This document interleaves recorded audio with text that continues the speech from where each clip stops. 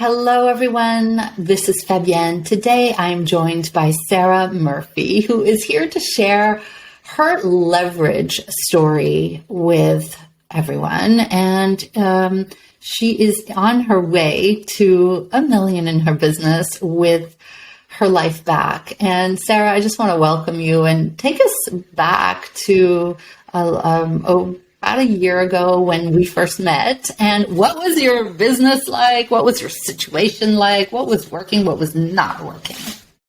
Yeah, so I think I have a probably unique story in that prior to joining Boldheart, I had hired an agency out of Australia. I had been running my own service-based business, like a catering type business. And simultaneously, while running that business, I also had started to educate other people in the same industry as to how to do the things that we were doing, because it's a pretty niche part of the industry. And there just wasn't a lot online. So there were lots of people reaching out all the time. How are you doing what you're doing?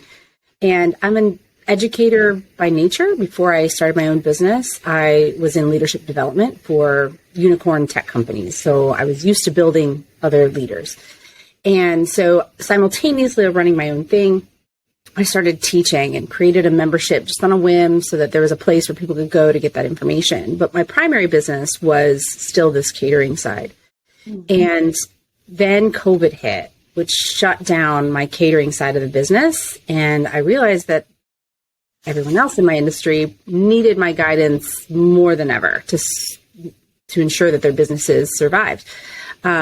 And so for a while, I was just doing that. But then the world opened back up again.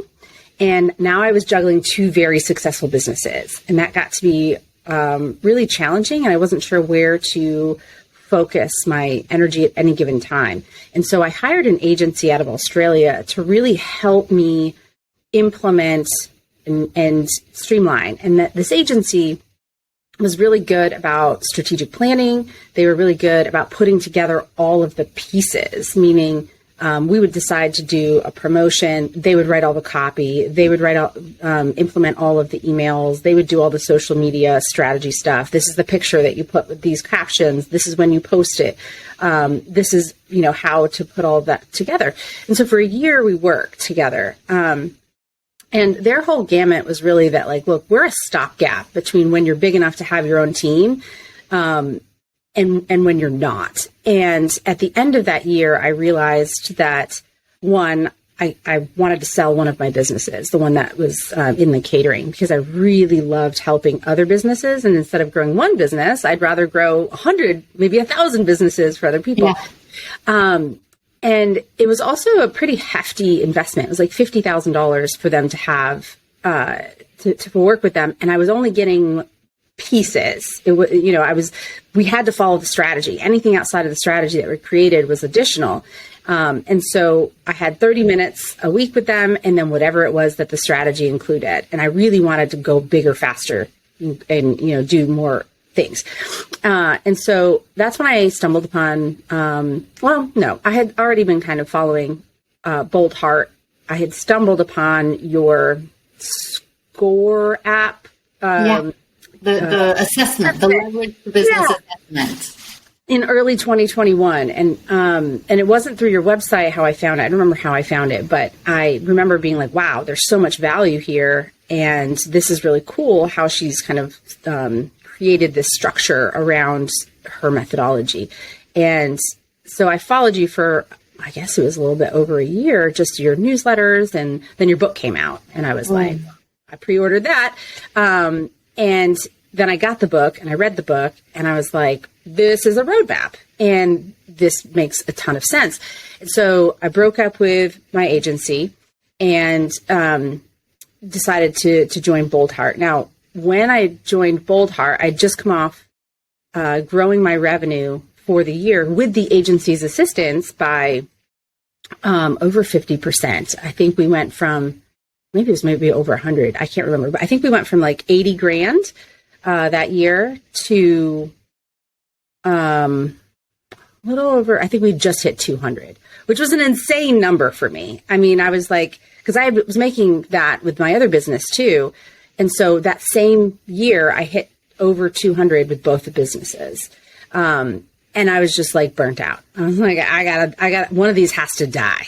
This is the thing that happens, right? So, we hear 200,000 and it's like, wow, like everyone is inspired by that. And then you hear the other shoe dropping, which is the burnout.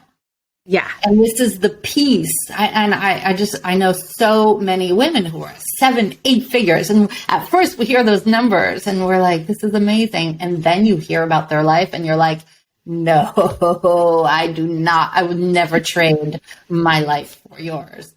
And this burnout keeps a lot of people from going to the next level. Yeah. I mean, for me, I come from the hospitality industry and I was working 80-hour weeks my entire life. And so it wasn't so much the working, it was that now I had competing priorities, not only between the two businesses, but now I have children, I have a husband, which I didn't always have in my life. And so I was really starting to feel like I was failing in all areas. And while Australia was enabling me to get more visibility, which is one component of many of a business, and they did kind of help a little bit with the operational side of things, it still left me holding the bag for a lot of it. And so it became a priority for me and to sell one of my businesses, which I did right before I came on board with you, and then figure out how to do this in a way that wasn't, I wasn't sacrificing everything else in my life. And so my first year with Boldheart, I started in November, but I didn't really start till January because of all the holidays and all of that. So I started in really January of 2022. And I did the first activator, second activator, I think that's what you call them, the 2-day things.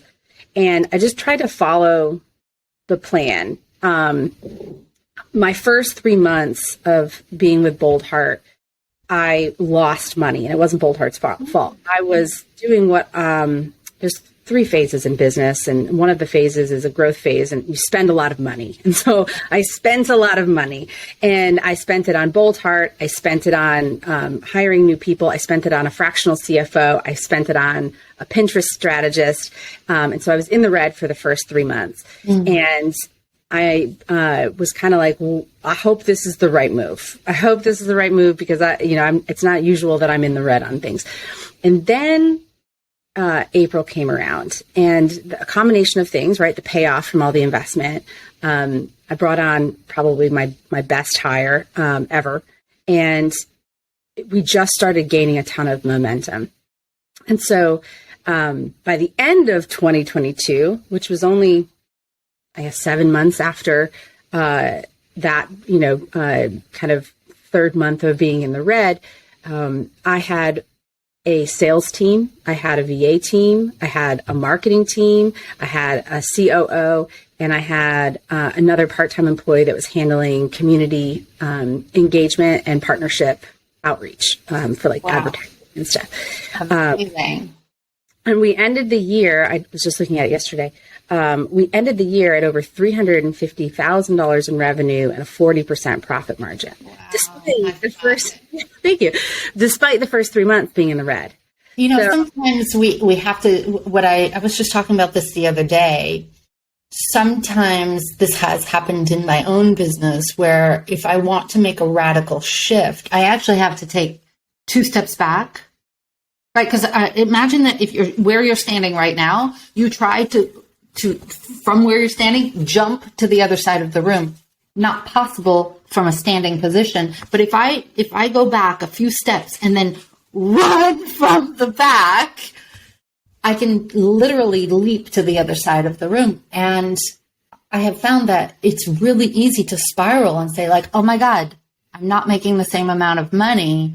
Is this leap of faith really worth it? But if we stay in faith and we put one foot in front of the other, we find that we are across the room. We have crossed the river. We have crossed our old paradigm of what we thought was possible. And we enter into really the miraculous. Yeah, it was a lot of that. It was a lot of faith. It was a lot of letting things be messy. It was a lot of using intuition to decide when to actually pull the trigger. Like there were a number of times where it was like, well, we could do this. This makes a lot of sense, but the gut was like, maybe we hold off for another month. Or, we knew this was going to have to happen, but I feel like it kind of needs to happen now. We weren't planning for this right now, but we'll just see how it works out. And it's the right choice. Coming into 2023 now, full team, running on all cylinders, have a really good strategic plan. And here's the other thing that was really cool is that last year, I traveled 1.5 times per month, a mixture of business and pleasure. But I went to Scotland for 10 days. I'd never been. I went to Puerto Rico for 5 days. I'd never been, family trips, Colorado to visit my sister. I mean, it was just so easy because I had the structure, I had the team, and I'd never been able to do that. Yeah. Why were you not able to travel and grow the business in the past?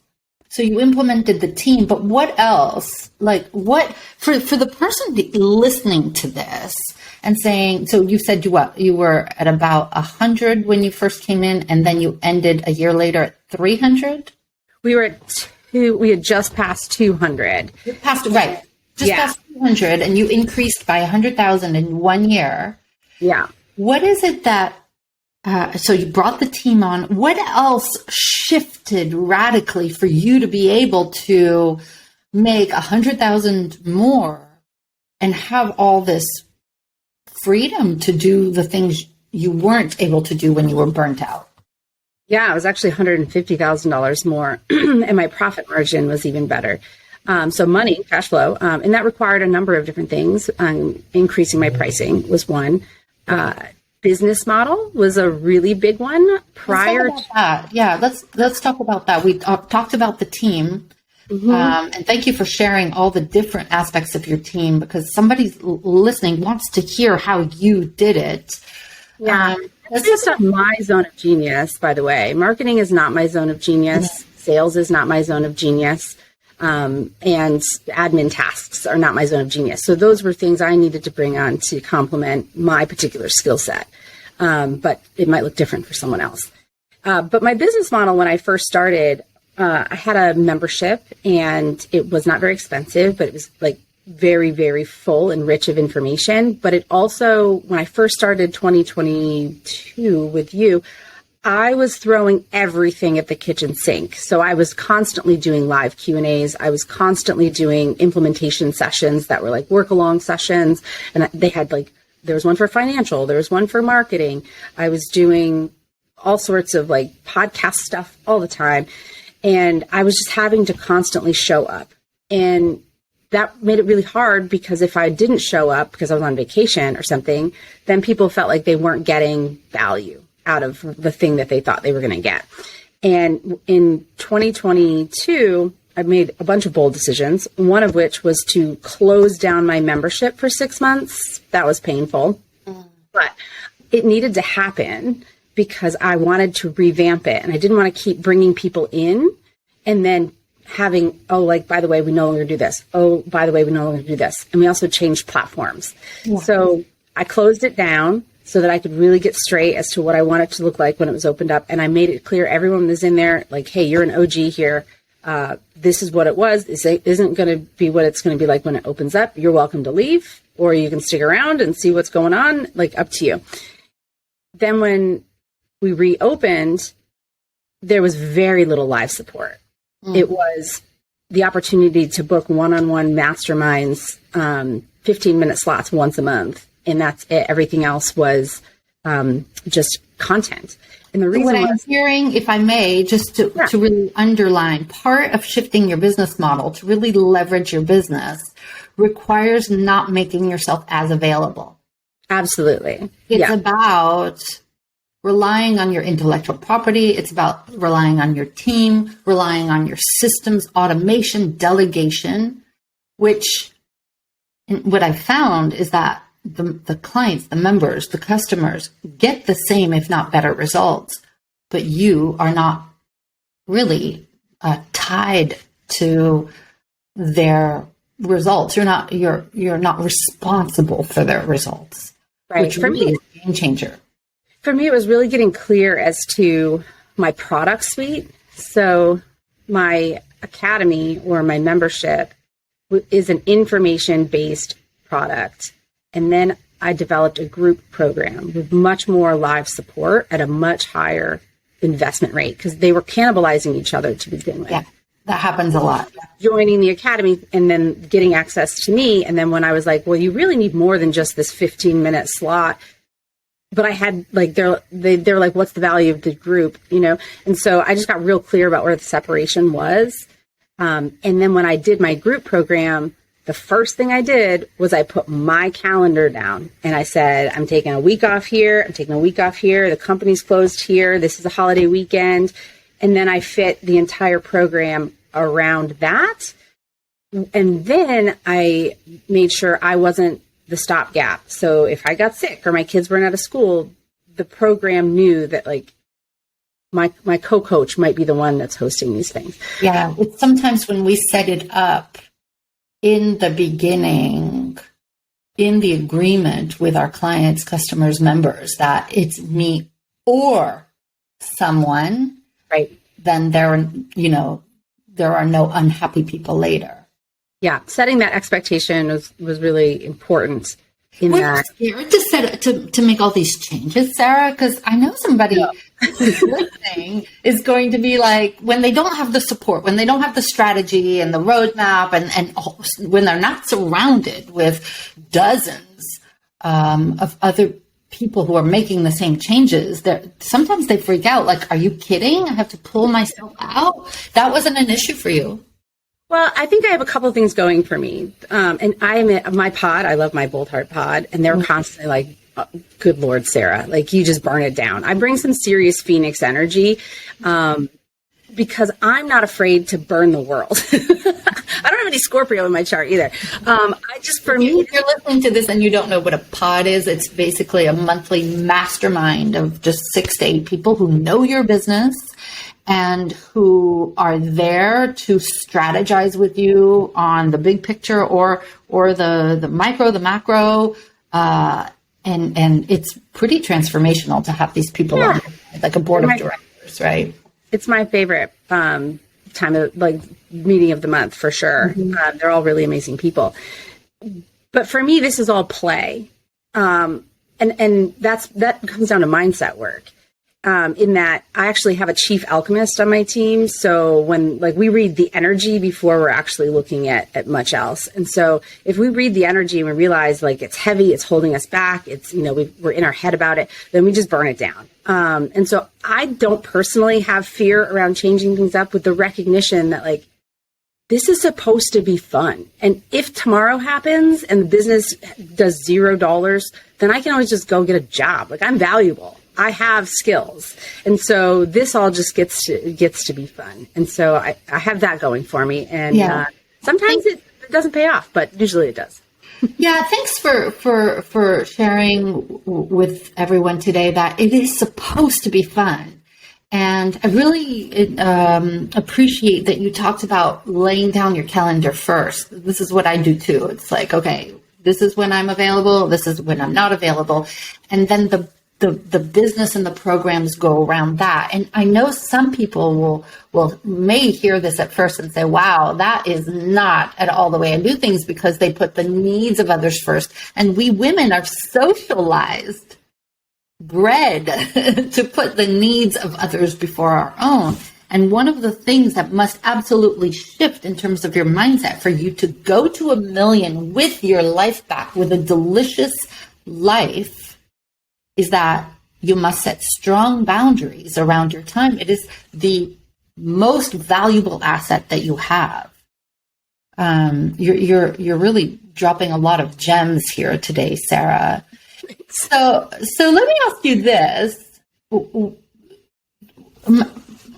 You've been able to create this, an extra $150,000 highest or higher profit margin than you imagined. All of this in 1 year. What's possible in the next 12 to 24 months, knowing you still have your mastermind pod, knowing you still have the activators, you're only halfway through the activators, there are 8, knowing that you have 24/7 access to this community and to mentors.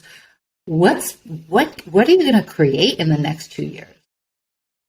Our goal is to get to 1 million, 7 figures in the next 2 years. Our stretch goal for 2023 is 750. Our other goal is $500,000. And I don't see how that's not going to happen. I don't know what it's going to look like.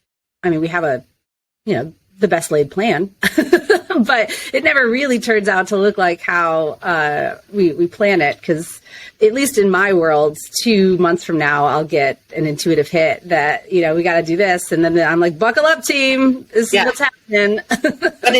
but in 12 months, it's going to be at least 500,000. So $500,000 to 750,000.